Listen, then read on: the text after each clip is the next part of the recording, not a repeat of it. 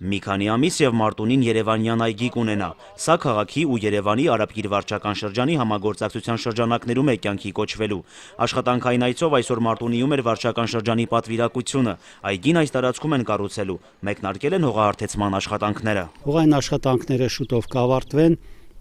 եւ կսկսվեն բարեկարգման աշխատանքները։ Ու հետագայում նաեւ այդտեղ խաչքար է տեղադրվելու, տարբեր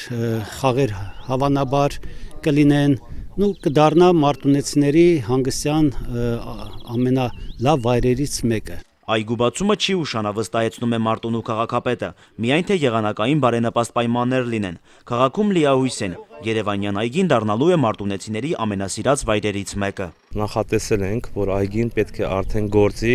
այս թվականի օգոստոսի 17-ին։ Հուսով եմ եղանակային պայմանները կտան հնարավորություն եւ մենք կարող ենք իրականացնել մեր այդ ծրագիրը։ Երևանի Արաբկիր վարչական շրջանի եւ Մարտունու համագործակցությունն արդեն տարիների պատմություն ունի, այնքան որքան եւ գործընկերությունը Պաշտպանության բանակի արևելյան թևի զորամասերից մեկի հետ։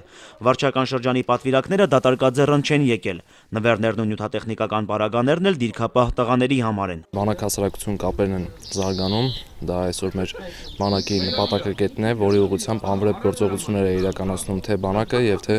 պետական կառույցների ներկայացուցիչները եւ անհատներ։ Իսկ այն, որ զինվորը այսօր մեր երկրի թիվ 1 արժեքն է,